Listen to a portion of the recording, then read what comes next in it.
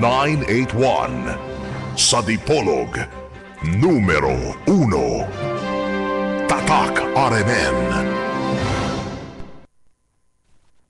Tatak, alas 6 ng umaga. Mga kasama,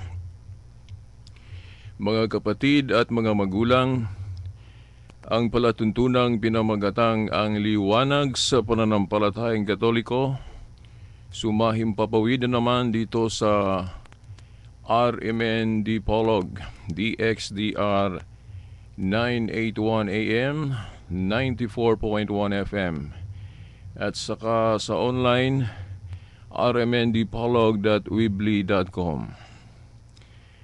Huwag kayong magtataka kung bakit iba ang ating pananalita ngayon.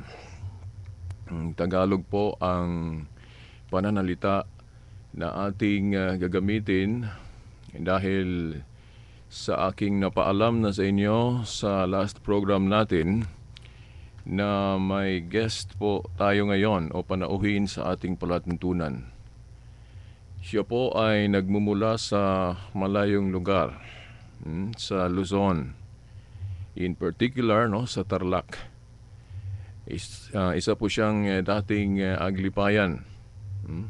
Isa po siyang dating aglipayan, kung hindi ako nagkakamali, na kilala din sa katawagang Philippine Independent Church.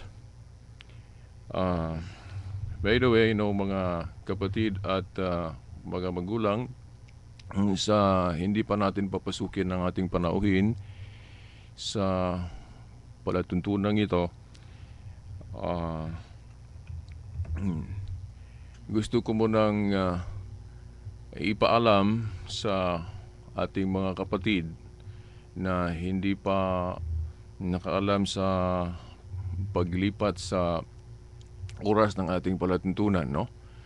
By the way, sa mga ngayon lang nakapakinig, ang ating palatuntunan ngayon ay isang Tagalog, no? Dahil ang ating panauhin ay hindi marunong magbisaya. Siya po ay purely Tagalog lang. So, sana intindihin mo ninyo ako dahil hindi ako bihasa mag-Tagalog, pero pipilitin nating magsalita sa wika o sa salitang ito dahil ang ating panauhin ay isang Tagalog. Okay. Meron akong iniisip na gusto kong sasabihin pero parang inagaw ng hindi ko alam mo anong espiritu. Siguro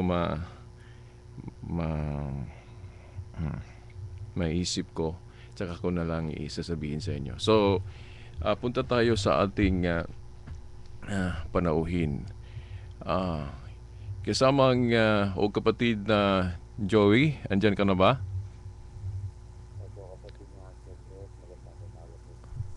Okay. Ang kapatid na Joey, okay lang ba ang dating nyo sa tinig ko? Okay lang po, brother. Malakas po ang signal dito. Okay. Malinaw po yung reading. Unang-una,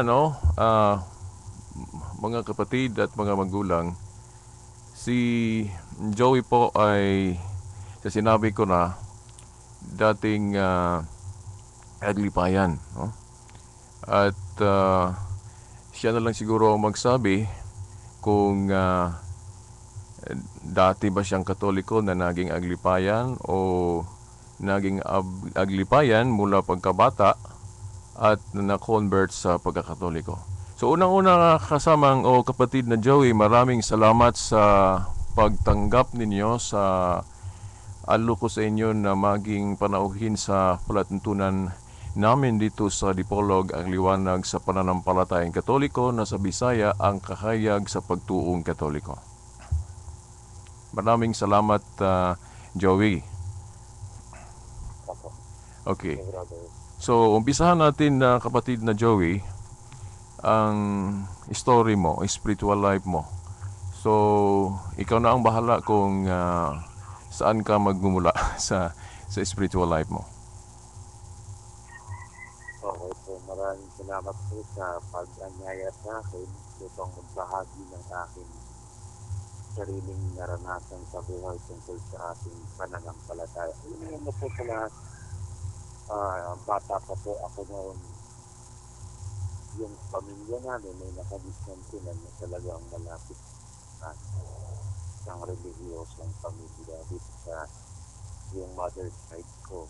At yung father side ko naman po ay hindi ganun aktibo dahil sila mga converted din sa Christianismo. Dati silang Buddhism. Gawa ng aking tatay ay isang Buddhist at sila yung mga ancient. Sa aking natatandaan, Brother Sheldon, bata pa ako nun, nasama na ako ng mga matatanda sa bahay. Katoliko ang pamilya namin. Yun nga lamang, parang ang aking paniniwala noon, bahay, isang negosyo lang. Oo. Dahil parang lahat, sabi ko, yan, sabi ko, may bayad. Dahil nagbayad, bayad. Kita ang natanin sa utak ko dahil sa mga pakikinig ko sa mga ibang paniniwala. Ang sabi nila, kapit sa kayo dyan, bayad. Lahat yan binabayaran. Bawat bilis ng pare. Yun ang natatak sa isip ko na lahat ng bagay sa loob ng simbahan ay binabayaran. Sabi ko, walang isip. Hindi ko naisip na tanongin yung mismong pare kung bakit ganun. Kasi alam naman po natin na yung mga pare sa kagaya dito sa amin, 22,000 families na Katoliko, siya lang yung pare. Paano po imamanage ng isang pare yung ganang karaming tao na mag-isa lang siya? Hindi ko rin naisip na parang napakahirap yata ang kalagayan ng isang pare. Doon sa 22,000 families, mag-isa ko lang nalalapit sa kanya, napaka-imposible. Paharap niya ako. Pero nagkamali po ako dun sa pag-iisip kong ang mga pare ay naglalaan ng oras dun sa mga taong naghahanap ng kasagutan sa paniniwala o pananampalatayang Katoliko. Dahil din pala, ang mga taong yun ang hinahanap ng mga pare, ang mabigyan ng karunungan sa pananampalataya. Galit po ako din. Taong 2003, noong magpasya akong lumipat sa Philippine Independent Church o IPEC sa Katolika Pilipina Independent Church at nagtanong sa isang pare ng Aglikayan. Sabi ko, Father, ano po ba ang pinagkaiba ng Roman Catholic sa Independent Church? Sabi ko, ang Philippine Independent Church at Roman Catholic at pareho. Yun po ang sagot natin. Pareho. May kipahan po ba kayo na may mga rebulto, mga santo, rosaryo, at ano na ba, sarmang kompleto. At ang sabi mo sa akin, hindi kami sumusunod sa patas dahil meron namang obispo o obispo maximum sa Pilipinas. Bakit kailangan pa ng Romano? Meron naman tayong sarili. Ito sa paliwanag niya sa akin niya, parang napakadali kong naniwala niya. Dahil sa dito ako ganun karinin, mas kalakaya, at hindi ako ganun nakaalam sa mga bagay-bagay tungkol sa simbahan at sa mga aral ng simbahan. Madali po akong nakuha sa paliwanag nito. Bakit kailangan natin ng dayuhan samantalang meron naman tayo sa ating bansa? Madali po ako maniwala doon dahil ang pinaglalaban ng Philippine Independent Church ay ang sariling bansa. Dalingin po ng inyong kaalaman na po akong matapang noon na tagapagtanggol ng mga kababayan. Tawagin sa ating panahon ay isang aktivista. Nagtatanggol ang kahinaan ng may hirap. Nagtatanggol yung mga alam natin na aapit sa ating gobyerno. Subalit, dahil dito, nagkaroon po ako ng idea na sumanod sa mga ito dahil sa kagaya kong matatapang. Ayun nga, isinrin ko ang dito Padre Gregorio Agbicay, naging tagapagtanggol ng mga Pilipino at unang panahon. Ituling salita, Brother Shepherd, ako ng Singapore, abot na hanggang 2012 na paniniwala ko ito. Balit ang Diyos ko ay totoong mabuti. Talagang napakabuti sa akin sa loob ng simbahan. Dahil mula nung nalipat po ako dito sa gobyerno, ang hirang nakilala ko ang isang paring Romano. Ang Romanong Katolikong paring na napagtanungan tungkol sa kanila. Kung ano yung ipinaliwanag ng paring Albayani sa akin noon, yun ang sinabi niya, pareho lang kung titingnan. Subalit ito ang katotohanan na ako itasap, brothership, na ang tunay na simbahang Israel ng ating Panginoon ay nagmula sa Jerusalem. Subalit sabi nga ng Panginoong Jesus, walang propetang tinanggap sa kanyang sariling bayan. Kung bakit napunta ang simbahang ito ngayon ng ating Panginoon sa ibang bansa o sa Roma, ay ang dahilan di tinanggap ang Panginoong Jesus sa kanyang sariling bayan. Naliwanagan ko bigla yung isip ko. Ang ipinangako ng Diyos noon, di tatanggapin ang kanyang balita o ang mabuting balita sa kanyang bayan. Ay nangako siya na may isang bayan o ibang bayan, ibang bansa na tatanggap, hindi niya itatayo. At ang nagtayo mismo, ang Panginoong Jesus, sa ibabaw ng bato na si Pedro. Itinayo ang isang simbahan o bahay ng Diyos sa matibay na sandigan o pundasyon sa bato.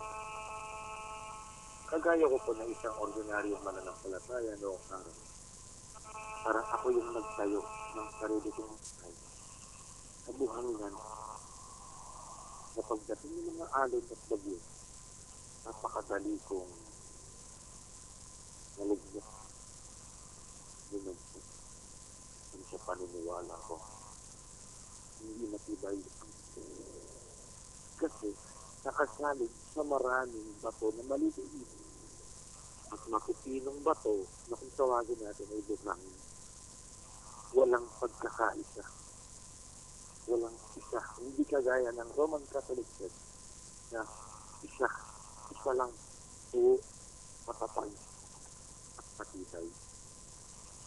Yun po, ang itinuro sa akin ng aming pura-pareho na totoong nasa bigyan niya naman. Hindi ko po makahindihan yung mga sinabi niya.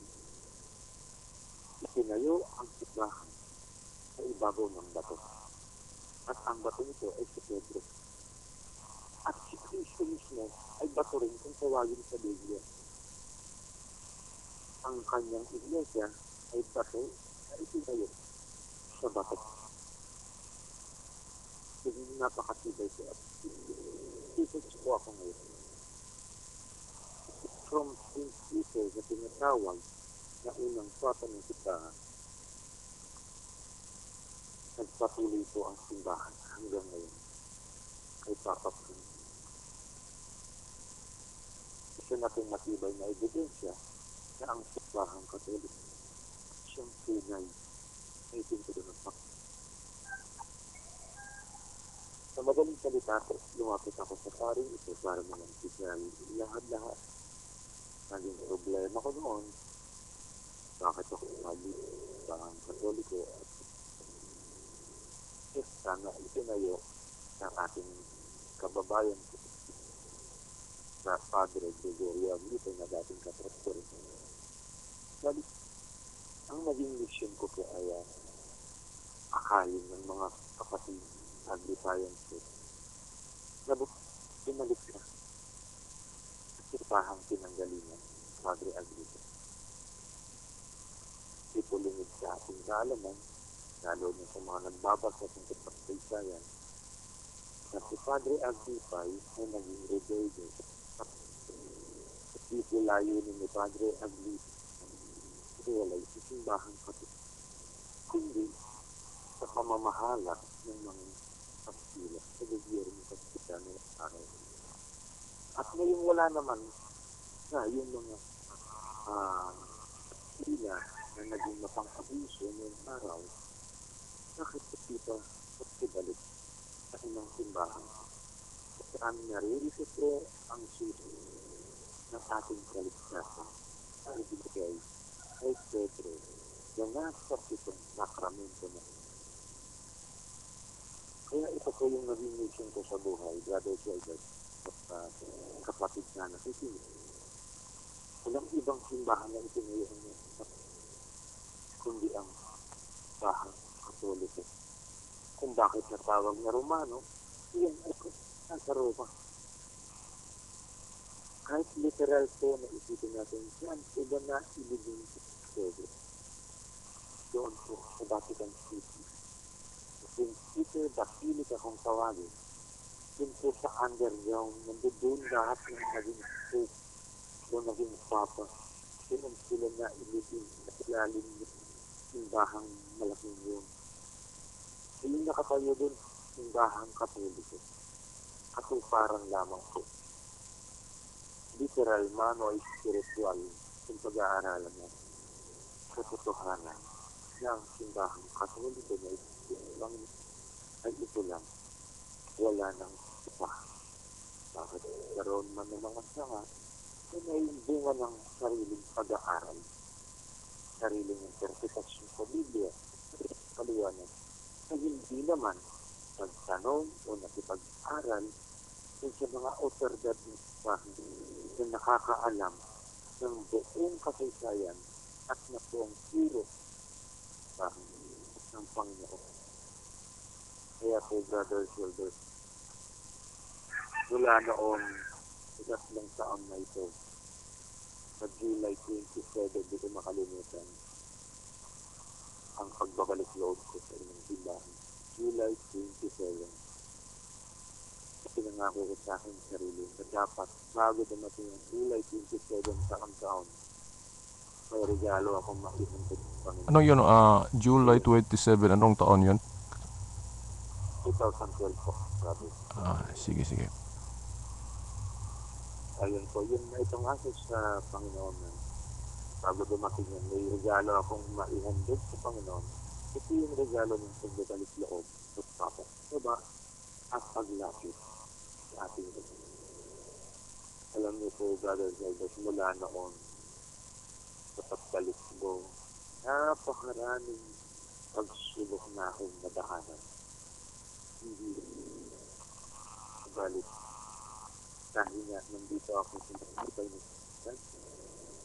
Hindi magigiba ng kahit ano man.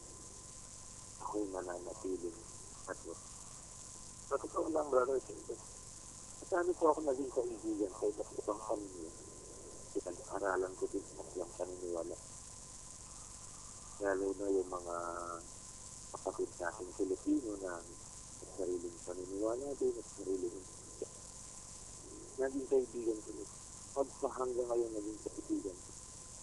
At sa katotohanan, mga kapatid ko tayo na wala, lihim o patago na nagsisimba sa inyong simbahan ko. Yun ay dahil sa paniniwala nila. Hindi rin sila makikita sa puso at sa kalooban nila na sila Katoliko, subalit yung napakahirap po ng kalagayan nila dahil hirap din sila kung paano lumisan sa kanilang pinagis ng paniniwala. At may takot pa din sila na baka dumaan sila sa pagsulot gaya ng dinaanan sila. Umahani ako ng napakaraming tulisya at pag-akako ng iba't ibang sekta at iba't ibang paniniwala dahil sa pagbalik ko ng simbahan. Teka, sandali, Joey. Ano ba ang naging reaksyon ng mga kasamahan mo sa Philippine Independent Church nang nalaman nila na bumalik ka sa pagiging Katoliko? Nung una po akong magpaalam, Brother Gilbert, isang taon bago po ako lumabas sa Independent Church, ang mga miyembro ko ay tinuruan ko kung paano yung pagdarasal ng rosaryo, kung ano yung kahulugan ng nobena. Naging inspirasyon ko po yung mga matatandang nakalipayanan noon na marunong sila sa pag-nobena. Ngayon po kasi, Brother Gilbert, sa Iglesia Filipino ay katago nilang tinatanggal yung mga ganong yung pagdideposyon, pag-rosaryo, actually nasa libro nila na bakit yaman pong abagino na o hilyo simansalang kukunting our Father lang. So, ang ginawa ko po, tinuruan ko sila ng tamang pag-rosaryo at yung pangayang at mga gawain pang simbahan sa loob ng simbahan Katoliko at naralan din o tinuruan din sana pagbalik ko. Isang taon po, nagpaalam ako sa kanila. At pagbalik ko sa simbahan Katoliko, marami yung sumanap na. At yung simbahang Aglipayano na itinayo, saan ako nagsisipag. At isikuna, simbahang Katoliko. Matanong nga kasamang Joey, kasi medyo hindi ko na klaro o parang hindi magandang dating mo signal kanina. Hindi ko masyadong na pakinggan ng maayos. Sa intindi ko sa sinabi mo, naging preacher ba ka sa Aglipayan?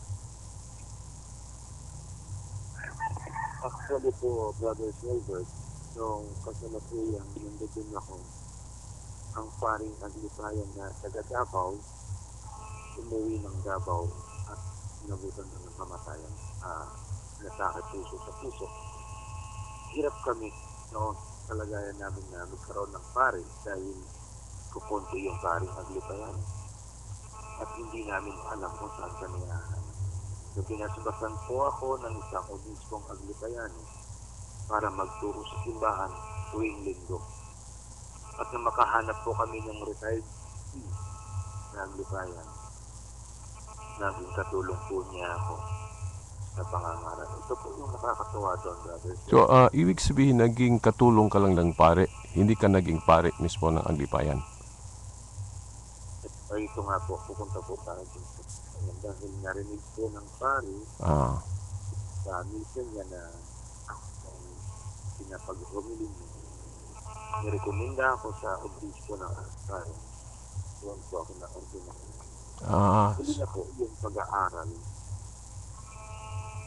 Mas nauna yung ordinasyon. I see. So, Dahil din po sa pag-aaral na yung Brother Gilbert, yes. doon ko na liwanagan na ala po doon yung real presence ng ating Panginoon o yung kanyang katawan at pugo sa kanyang sa totoo. Wala po doon. Yun ay simbolo lang. Yung nabayat alak kami siya. Kaya doon po ako napaisip na bakit sabi ko, Father, bakit po yung nagamit na os sa kanilang isda ay pinabalik dun sa isa kung saan nilalagak yung mga alay? Ay hindi naman talagang totoo. Simbolo lang yun. Kaya okay lang na ibalik natin doon. Sa Roman Catholic po kasi pagkatapos ng misa, yun ay nilalagay sa tabernacle. Yun ay preserved. Hindi po kagaya doon na isang simbolo lang yung pinapayat alak na ginamit pagkatapos ng misa. Kaya noon po, nagpaalam ako, madami po yung nagalit. Meron din namang natuwa. At yung mga natuwang yun, Brother Gilbert, kasama ko, nagbalik sa simbahan. Praise God. At may ilang pari din po na nagpasya na hihintayin po nila yung pagkakataon na makabalik sila. Subalit retiro na sila sa kanilang pagiging pari. Diba, nabalitaan ko po ngayon na nagsisimba na sa simbahang Katoliko. Sila ay lumabas na sa Philippine Independence Church. Hindi ko po layo sakta ng kalooban ng mga kapatid sa Philippine Independence.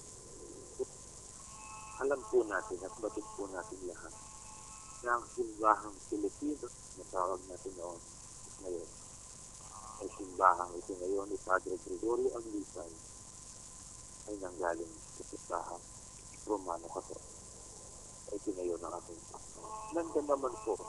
Nandiyan naman po yung simbahang itinayo ng ating Panginoon. Bakit? Patalo ng sugalit sa kanya. Ingat sa kanya pagmamahal. Kapatid na Joey, maganda ang ginawa mo dahil naalala ko yung mga salita ng ating Panginoon sa Biblia.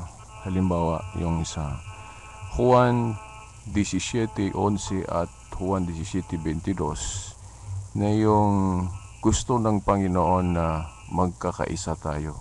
Yung sabi niya, Ama, maging isa sana sila katulad sa ating pagkakaisa. At naalala ko din yung sa 1 Juan 2:18 hanggang 19 na matindi ang sinasabi ni Juan sa mga talatang yan. Sabi niya, mga antikristo ang tawag niya sa mga taong kumihiwalay o umiiwan sa totoong tunay na iglesia na tatag ng ating Panginoon. Ibig kong sabihin, sa Christianity, ang reflection ko, importante yung pagkakaisa.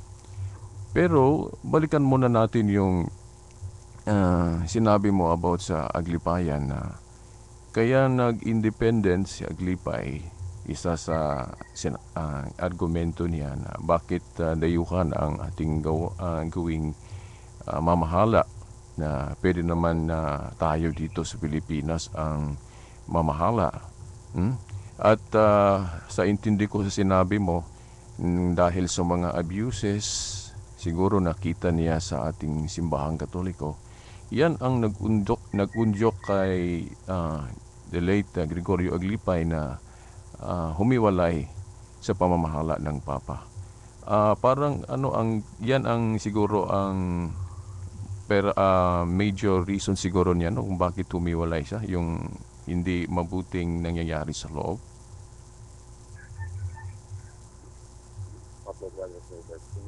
Magaya ko na ang aming pananampalataya ay parang naitanim sa damuhan at naagaw ng damo. Yung binhi na imbis na sana'y mawala ng sagana at nagaw ito ng damo sa takpan ng mga dawag at tinatawag sa binhi.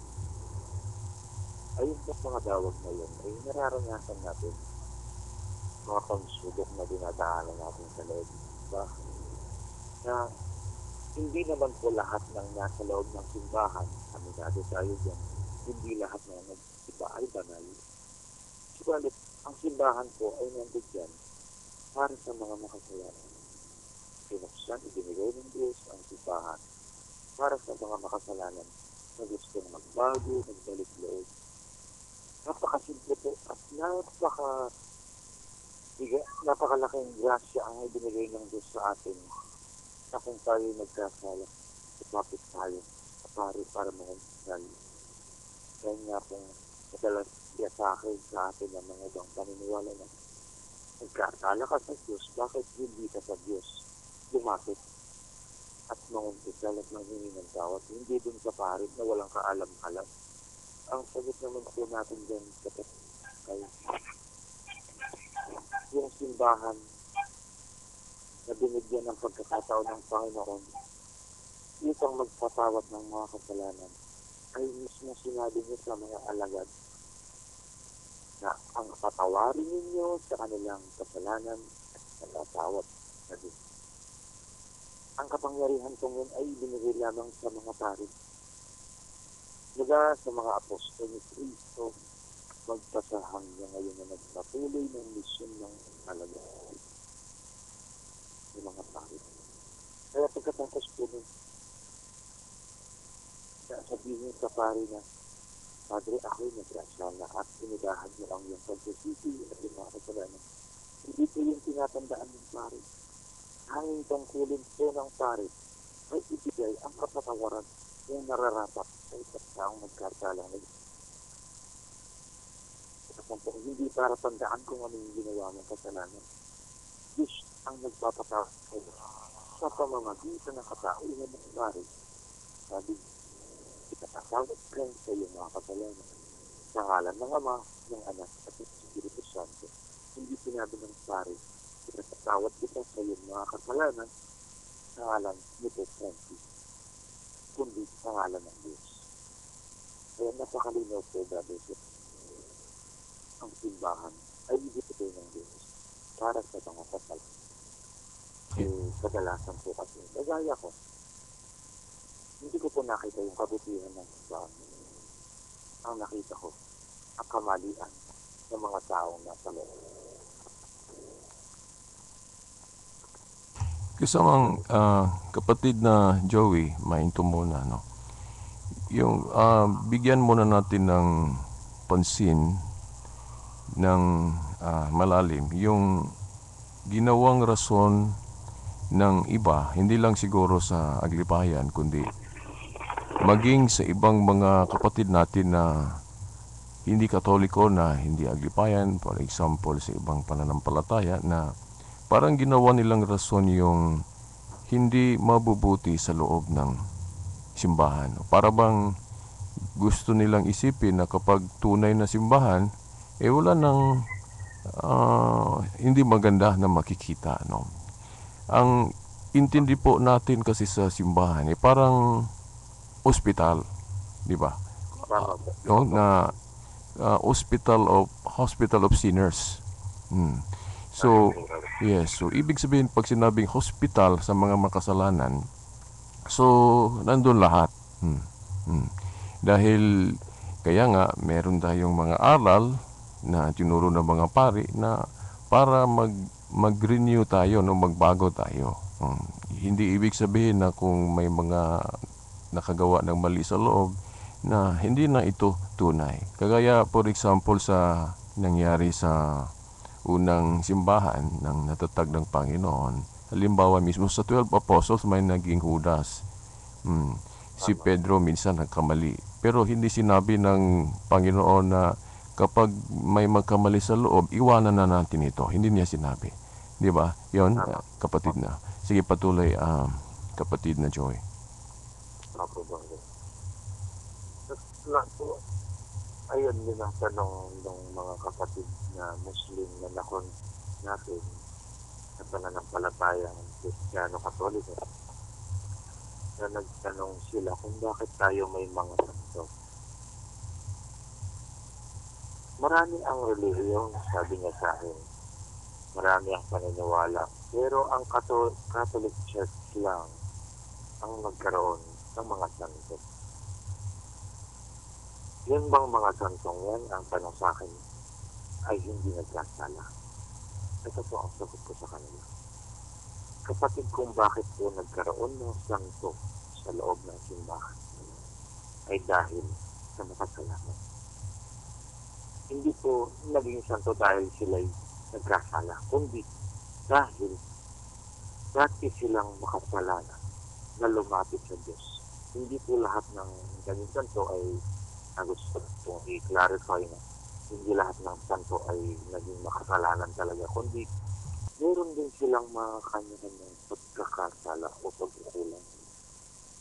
Ito nagpapaalala na sila'y tao, kagaya natin na nagkukulang, nagkakamali at nagkakasala.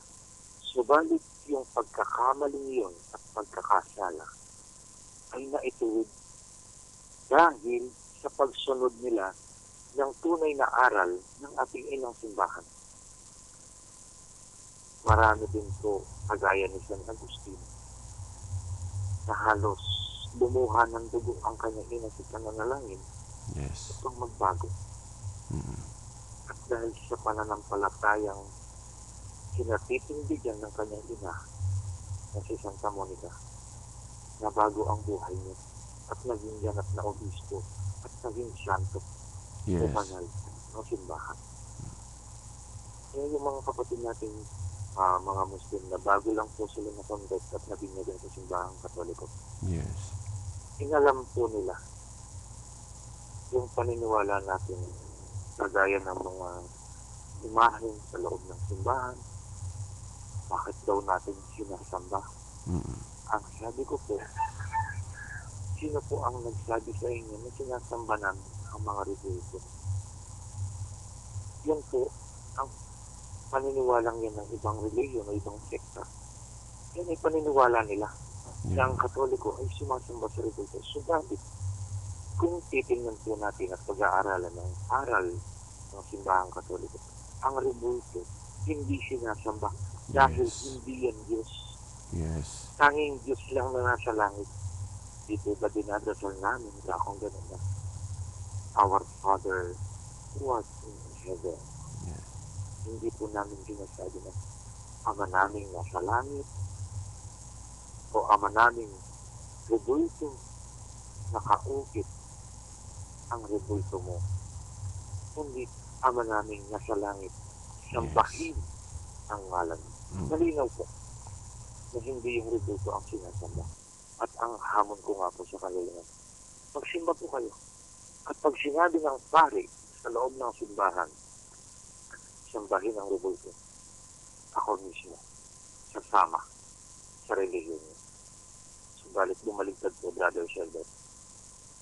Minsan, wala silang narinig sa mga pari na iniutos na sambahin ang rebulto.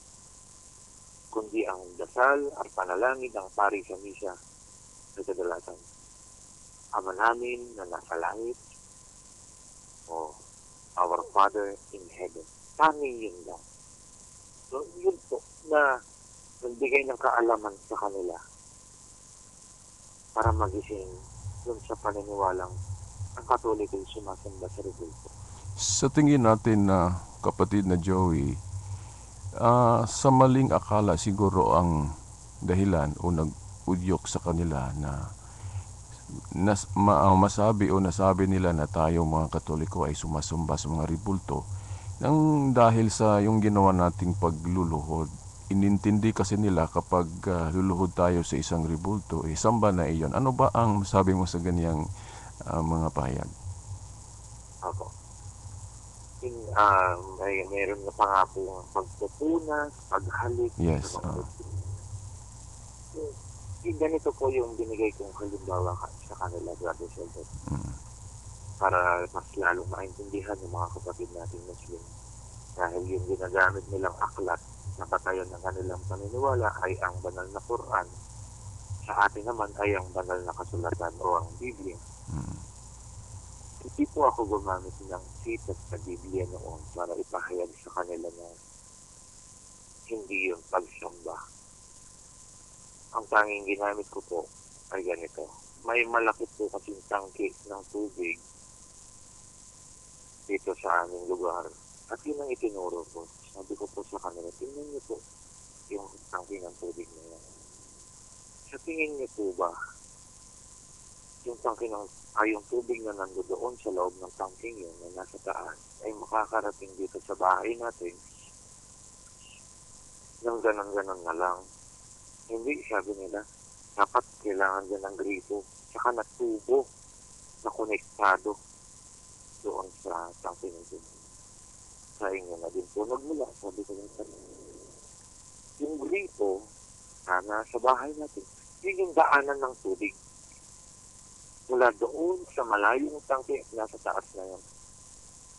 Ang mga rebulto, sabi ko kung gano'n, o ang mga sacramentals, kung tawagin natin, yung mga krosetiho, rosaryo, kung ano-ano pa yung nakikita niyang dito sa loob ng bahay at sa simbahan.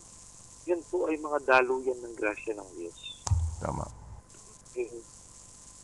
Yan ay binasbasan ng simbahan at pinapaging banal. Yung tayo kumukunik. Yung tayo kumukuha ng koneksyon mula dun sa Diyos na nasa taas papunta sa ating mga puso. Yun ay mga instrumento Yes. para maging daluyan ng grasya ng Panginoon. Halimbawa, sabi ko pang gano'n.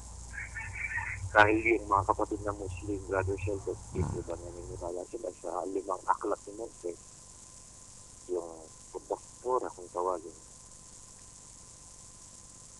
Alam nila na si Moises ay gumamit ng isang tungkod Yes. upang magawa ang mga himala na iniutos sa kanya ng Diyos kung sakaling hindi sumunod yung mga Egyptian upang palayain yung mga Israelita nung araw. Sabi ko, yung tungkod po ba ni Moises? Buhay po ba yun o hindi? Hindi. Nakahoy lang yun. Yes. Pero dahil ginusto po ng Diyos na bigyan siya ng kapangyarihan, nagkaroon ng kapangyarihan yung tungkod na hawak ni Moises dahil gusto ng Diyos. Yes. Sa loob po ng simbahan ka kung ganun sa kanila. Kung magdadala po kayo ng imahe ng santo, kagaya ng imahe ni Mama Mary,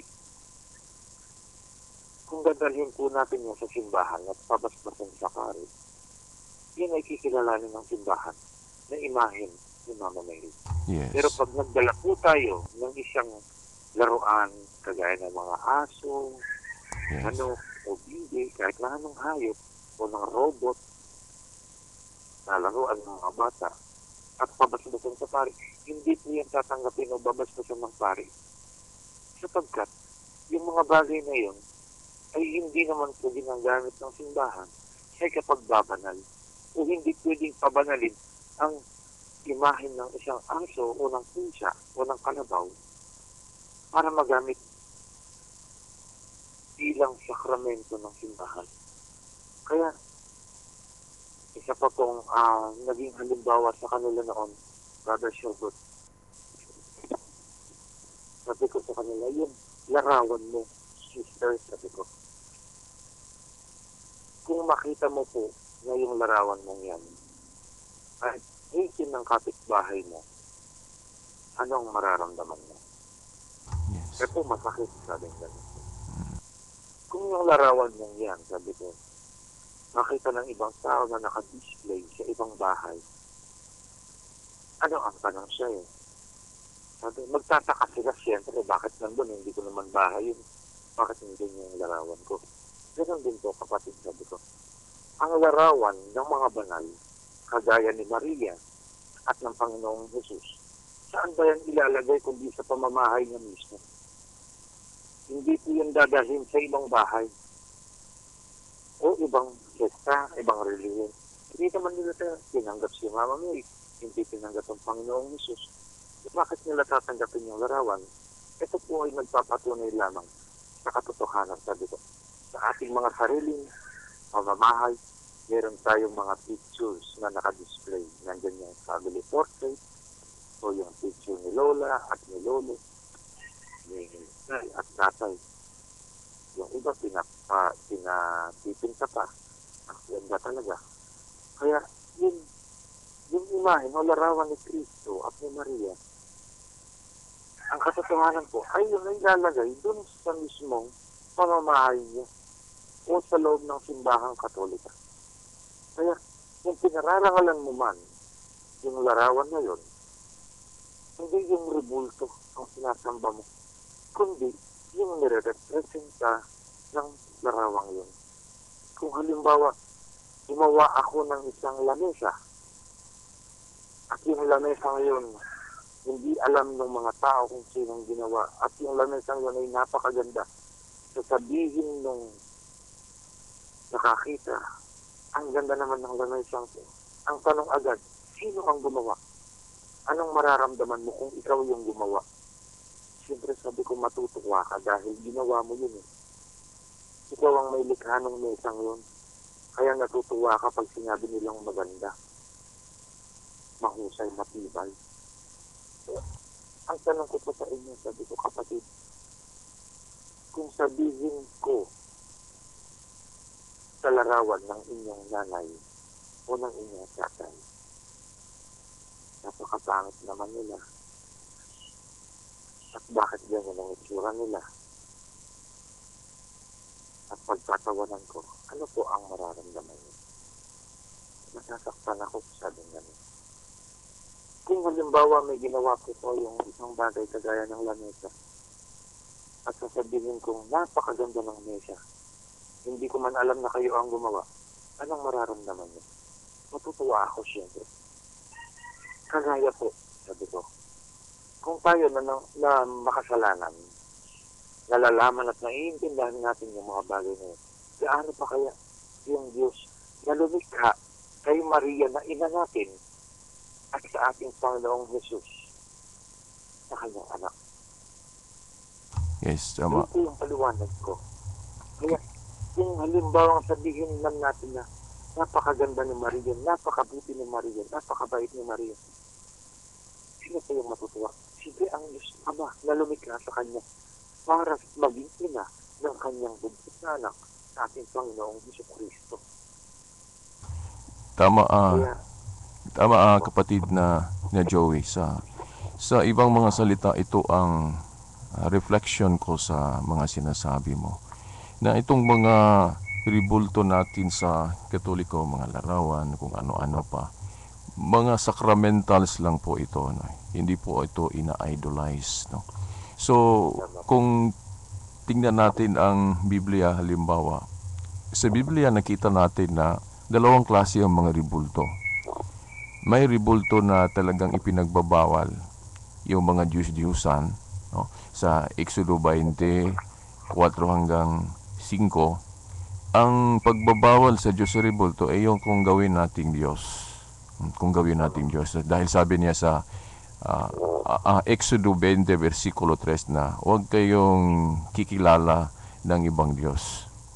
Dahil isa lang ang Diyos. Tapos sinabi niya mga ribulto sa versikulo 4 at bawal ang pagluluhod sa mga Diyos-Diyosan na ito. So ibig sabihin, ang mali sa ribulto kung tratuhin nating Diyos. Pero kung hindi naman tratuhing Diyos, halimbawa yung mga sinasabi mo, yung pagrespeto lang, yung sinabi nating sacramentals ang intensyon natin sa ribulto, hindi naman ito masama. Yung konkreto na example, yung kinote mo yung sa Numeros o Numbers 21, verse 4 to 9, yung pinapagawa ng Diyos si Moises ng ribulto ng ahas. Yun ang example na sacramental, no? Hindi sinabi doon na yung ahas na ribulto ay ang Diyos. Hindi. Ginawa lang instrumento. At it elicits at kailangang respetuhin. Dahil sabi ng Diyos, sino yung nakagat ng ahas tapos titingin sa rebultong ahas na ito ay hindi mamamatay. So parang kinasangkapan yung rebulto. So yun ang ating, pero yung sinabi nila kapag luhuran daw, pagsamba na daw na bilang Diyos, yung inaalala ko tuloy yung sa Buhat 16:29-30 na si Paul at Silas ay niluhuran at hindi kinorek o parang walang correction na ginagawa ni Paul at Silas sa yung lumuhod sa kanilang dalawa. Yun ang ginawa nating halimbawa na talagang merong pagluhod na hindi pagsamba bilang Diyos. Yun ang tinatawag natin sa Katoliko na veneration. So, yung veneration at saka yung adoration, hindi yun pareho. So, yan. Parang kulang lang siguro ang nalaman nila sa aral Katoliko tungkol dito, kapatid na Joey, no? Na ang interpretation nila isa lang. Kapag luhod, samba na agad. Pero sa atin, may luhod na respeto lang o veneration lang. Yan ang hindi nila nalaman, kapatid na Joey. Opo. At kung mapapansin po natin, Brother Shelbert, yung sinabi ng Diyos sa Exodo 20, huwag kang gagawa ng para sa iyo. Sabing gano'n. Para sa iyo. Kung para sa iyo naman, sa katotohanan po, Brother Shelbert, ang trabaho ko po ngayon ay gumagawa ng mga imahen. Yes. Hindi po ako gumagawa ng para sa akin, para sambahin. Yes. At yung mga ginagawa ko po ay mga taong nabuhay talaga sa mundo na naging banal. Kagaya ni mahal na Inang Birhen, ni San Padre,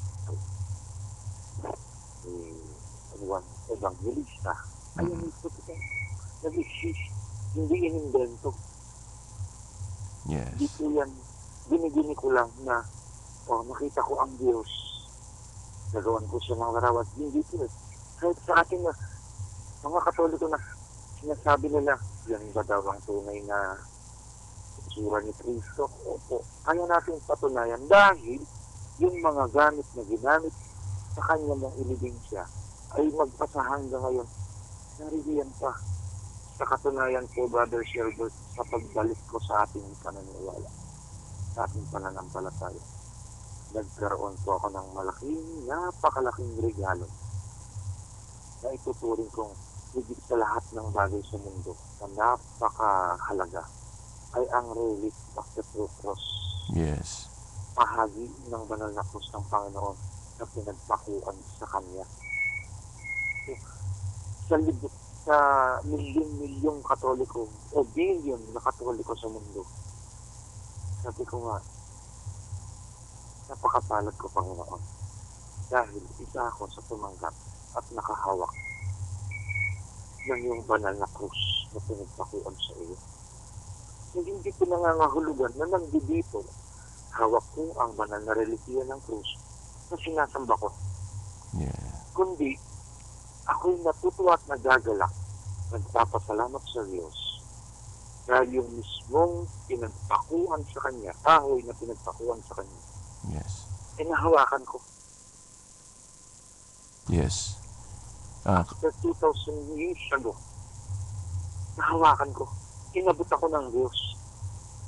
Sabi nga po dun sa sinabi ni San Pablo, sinasamba ka namin, Panginoong sa Kristo, at dahil sa iyong banal na krus, ay tinubos mo ang mundo. Kaya pinagpaparangal naman ni San Pablo. Itinararangal naman niya.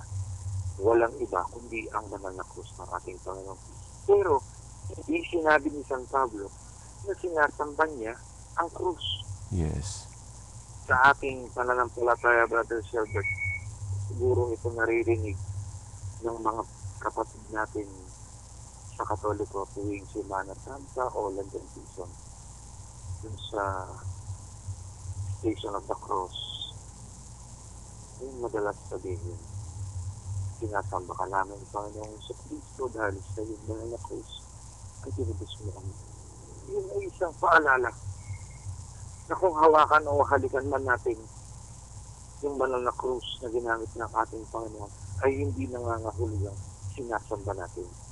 Kundi, pinararangalan po natin at pinasasalamatan ng Panginoong mismong gumamit yung sa krus na yun sa kaligtasan ng kaya Brother Sheldon, napakalaking pribilegyo po sa bawat Katoliko na makinig ng aral ng simbahan.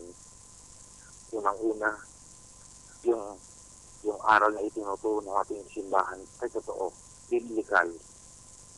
Nga lang po, hindi na po focus doon yung paniniwala ng ating Panginoon o ng ating simbahan na Biblia lang okay na. Hindi po.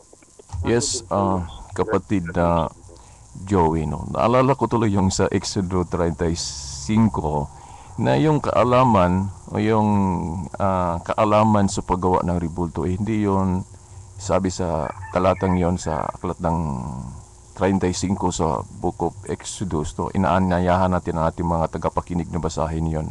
Dahil yung chapter na yon ay nagsasabi na yung kaalaman sa paggawa ng ribulto ay galing sa Diyos. So yung sinabi mo kanina kasamang kapatid na Joey na gumagawa ka ng ribulto, yun lang ang ibig sabihin na ginamit mo ang kaalaman na ibigay ng Diyos. At kapatid na Joey, dahil ang ating oras ay maiksi na, ito lang ang ating sasabihin sa kanila na ang ribulto parang pera lang, no? Ang pera hindi masama kung gagamitin sa husto. Pero kung gagawing Diyos ang pera, ito ay mali na. Ganon din ang turo o aral Katoliko na tungkol sa mga ribulto. Mali ang ribulto kung gagawing Diyos. Pero tama naman ang ating paggamit ito, hindi ito masama. Kapatid na Joy, dahil ilang minuto na lang ang natitira sa ating palatuntunan ngayon, ibigay ko sa inyo ang mga huling minuto na ito sa iyong mga huling mga salita para sa ating mga tagapakinig sa ating palatuntunan ngayon. Maraming salamat po, Brother Sergio. Ako po ay nagpapasalamat sa Panginoong Diyos na binigyan ako ng pagkakataong ganito upang maipahayag ang aking kaloobin tungkol sa ating pananampalataya bilang isang Kristiyanong Katoliko. Hindi po mahirap sa isang Kristiyano na magbalik loob sa ating simbahan. Unang-una, aralan po natin, buksan ang ating mga isipan. Ang Biblia po ay binigay ng Diyos para matuto. Para matuto tayo, hindi para maging bobo. Huwag po natin isentro ang ating sarili na pag binasa natin ang versikulo ganito, na ay mali pala yung ganyan. Pag-aralan po natin mabuti at magtanong po tayo sa ating mga kaparian o kung sino man yung mga autoridad. Madami na po tayong kapatid na nakakaalam ngayon ng doktrina ng simbahan o aral at turo ng simbahan, nakakaunawa at nakapag-aral ng totoong pag-aaral tungkol sa pananampalataya. Maaari po natin isang guri sa kanila kung ano yung tamang kasagutan sa ating mga tanong. Parang kung halimbawa po magpapagawa ka ng bahay, gusto mo yung maganda, magpunta ka sa arkitekto. Huwag kang magpupunta sa doktor. Kung kailangan mo ng gamot o magpagamot, magpunta ka sa doktor. Huwag kang magpunta sa isang engineer. Dahil ang trabaho po ng isang engineer ay hindi trabaho ng doktor. At ang trabaho ng doktor ay hindi trabaho ng engineer. Ang ibig ko pong sabihin, kung ang tunay na pananampalataya ang hanap ninyo, magpunta po kayo yung sa mga nakakaalam, hindi yung ngayon lang nakaalam, kundi yung may paniniwala simula sa panahon ng ating Panginoong Jesucristo na naisalin sa mga apostol at magpasa hanggang ngayon sa ating Santo Papa at mga obispo, mga buhay na alagad ng Panginoon. Sa kanila po tayo magtanong upang matanggap natin ang tamang kasagutan sa ating mga katanungan. Kaya mga kapatid sa ibang pananampalataya at sa mga kapatid na rin sa loob ng simbahang Katoliko, napakasarap pong pag-aralan ang aral at turo ng inang simbahang Katoliko na kung inyong maintindihan o maunawaan, walang kasing sarap sa lahat ng paniniwala dahil ito ang biyayang galing sa Diyos na ibinigay sa ating panahon upang tayo magkaroon ng kaliwanagan at kaligtasan, pagkakataong maligtas. Ang sabi po ng ating Panginoon, siya na ang ibig ay lahat ay mga ligtas. Lahat po ay tinutukoy na gusto niya na maligtas. Hindi isang paniniwala lang, o hindi isang lahi lamang, hindi lahat ng tao ay binigyan niya ng pagkakataon. Yung ito po ay ating gagawin na tayo dumapit, magpakumbaba sa inyong simbahan. Okay, maraming salamat kapatid na Joey. Wala na po tayong oras. Maraming salamat sa ibinigay mong sharing o conversion story mo sa pananampalataya. Sana yung mga nakapakinig ngayon gawin nilang halimbawa ang spiritual life mo, yung conversion story mo sa Roman Catholic Church o sa pagbabalik mo sa ating pananampalatayang Katoliko. So, wala na po tayong oras mga kapatid at mga magulang. Sa susunod na palatuntunan natin, balik tayo sa ating Bisaya version na palatuntunan na pinamagatang ang kahayag sa pagtuong Katoliko. Okay, so sa ngalan na lang ng ating mahal na ina, mahal na Birhen Maria, at sa ating mga lideres ng simbahan, mga kaparian, ito ang inyong lingkod sa palatuntunang ang liwanag sa pananampalatayang Katoliko.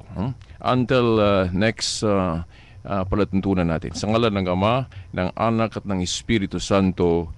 Amen. Radyo mo nationwide.